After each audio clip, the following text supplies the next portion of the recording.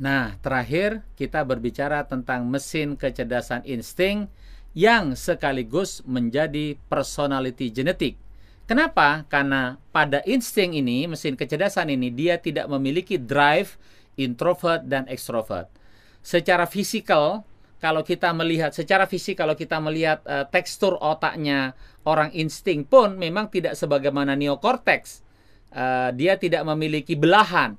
Pada limbik, sebagian di bagian bawah itu adalah tersebar, tapi pada gyrus singuli, pada limbik itu memang ada sebelah kiri, sebelah kanan, dan kemudian begitu dibelah ada putih, ada birunya. Gyrus singuli yang ada pada limbik, di bawahnya memang dilengkapi dengan berbagai elemen-elemen otak yang lain yang semuanya tergabung dalam sistem limbik. Tapi memang pada insting tidak ada belahan otak, yang belahan otak itu mengandung putih dan abu-abu, ya. Kecuali ada pada cerebellum. Cerebellum itu tetapi dia berbeda dengan otak yang lain karena dia adalah hanya bertugas bukan untuk berpikir, tetapi dia adalah menjaga keseimbangan, ya, sehingga dia tidak termasuk sebagai berfungsi sebagaimana layaknya neokorteks yang berpikir.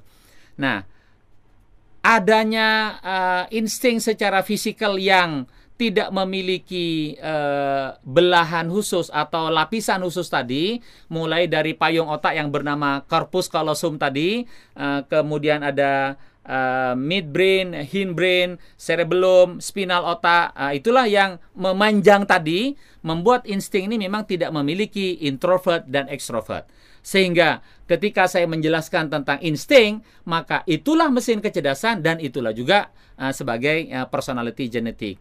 Bagaimana kepribadian orang insting? Orang insting ini memiliki kekuatan di adaptasi, ya, sehingga dia diturunkan di situasi seperti apapun, dia otak yang di bagian tengah tadi mampu untuk mengakses baik kepada sensing, thinking, intuiting ataupun feeling. Jadi dia menjadi orang sensing oke, menjadi orang thinking oke, menjadi orang intuition oke, menjadi orang feeling oke, ya. Meskipun hanya mampu beradaptasi sebesar 50%. Dia tidak bisa menggantikan, tetapi dia bisa beradaptasi dengan berbagai macam situasi yang ada di 4 belahan otak yang lainnya.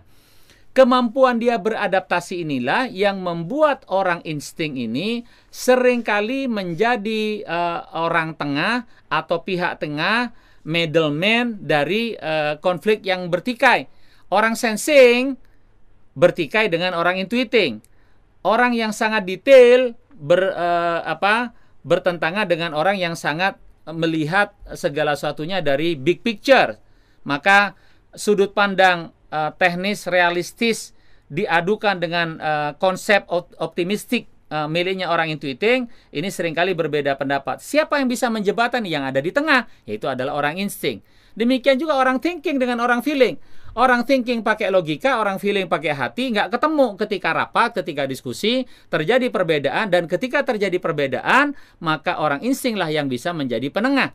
Ya, ditambah dengan daya adaptasi dia yang kuat sehingga dia bisa memahami thinking itu seperti apa, feeling seperti apa, sensing seperti apa, intuition seperti apa. Nah, itulah yang membuat orang insting menjadi orang tengah juru damai yang sangat efektif, menjadi mak comblang yang bagus, menjadi hub yang efektif. Ditambah lagi ketika dia berpikirnya orang insting sangat berbeda dengan mesin kecerdasan yang lain. Kenapa? Karena dia berpikir sangat komprehensif, dia berpikir sangat holistik dalam satu pikir, dalam satu kali berpikir.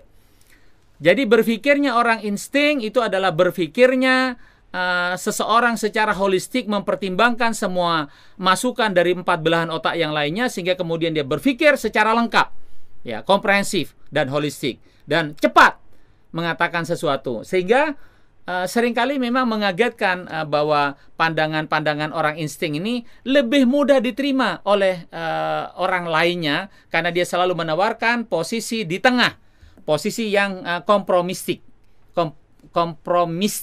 ya. Itulah orang insting.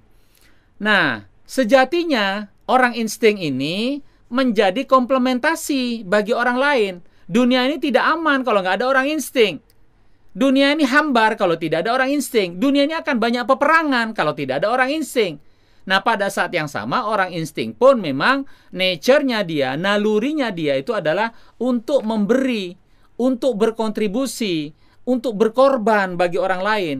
Jadi justru kalau dia nggak kepake, orang insting ini adalah nothing, dia nggak diperlukan oleh suaminya, istrinya, anaknya, tetangganya, kehidupan sosialnya, teman-temannya. Dia merasa hampa. Kehampaannya orang insting ini berbahaya. Karena kalau dia sudah hampa, itu adalah penyakit yang paling parah bagi orang insting. Kalau dia udah sampai nggak kepake, dalam satu peristiwa pun itu akan muncul trauma. Orang insting sangat traumatik. Begitu dia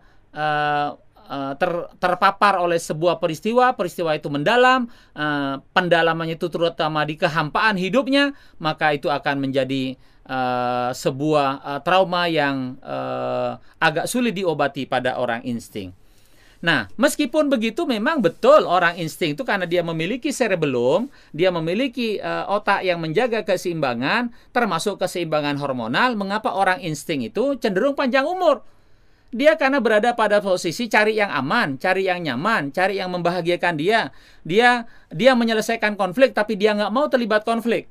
Dia senang dengan mendamaikan, tetapi dia tidak senang kalau misalnya suasana kantornya, suasana keluarganya itu panas.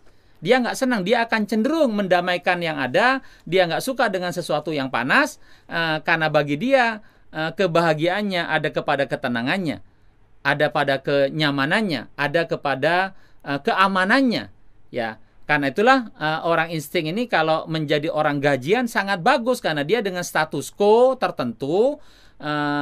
Dia kemudian ada pegangan, dari situ dia merasa ada rasa aman, meskipun mulai dari level yang barangkali tidak dia minati, tapi begitu dia merasakan di situ dia bahagia, maka dia akan awet di tempat itu. Ya, itu adalah orang insting.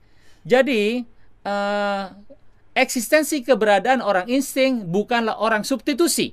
Dia bukanlah menggantikan orang lain. Keberadaannya orang insting itu adalah keberadaan yang komplementasi, yang menyempurnakan, yang melengkapi dari keperluan yang ada di sekitarnya. Sedikit berbeda antara orang insting dengan orang feeling. Kalau orang feeling, dia banyak sahabat. Kalau orang insting, banyak teman. Kenapa orang insting nggak bisa seperti orang feeling? Karena orang feeling menggunakan emosinya, punya kemampuan listening yang kuat. Orang insting itu adalah dia menyukai network, tetapi dia tidak senang curhatan dalam waktu yang lama. Dia tidak punya kemampuan listening dalam spare yang panjang, dalam durasi yang lama, panas telinganya. Ya, karena itulah kalau orang insting cenderung berbicara to the point, apa adanya. Makanya cenderung seperti seorang yang naif.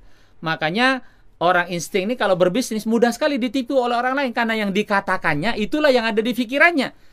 Boleh jadi kalau tipe yang lain begitu disebut dia mengatakan sesuatu, boleh jadi itu adalah sekedar manipulasi dari apa yang difikirkan, tapi pada orang insting itu yang dikatakan itulah yang difikirkan, mudah sekali dibaca, ya.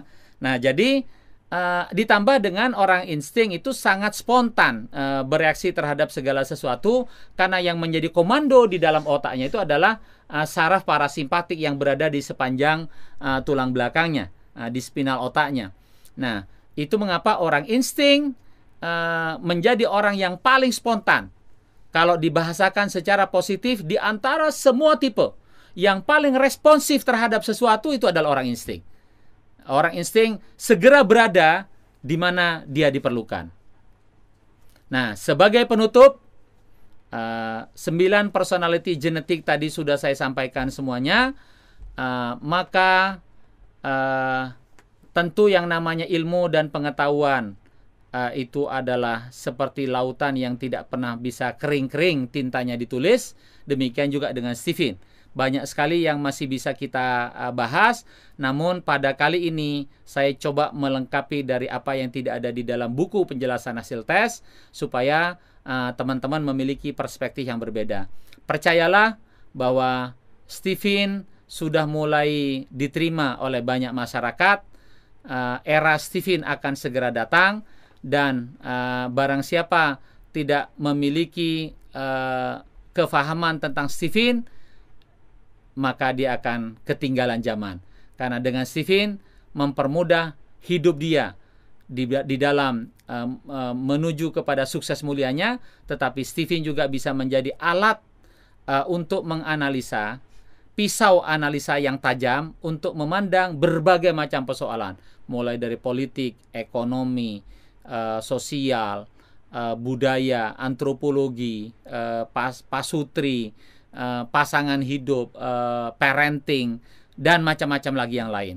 Jadi insya Allah dengan berbekal mengetahui 5 mesin kecerdasan dan 9 personality genetik, Anda akan memiliki pisau yang tajam untuk menyelesaikan, menjalani hidup Anda dengan jauh lebih sederhana.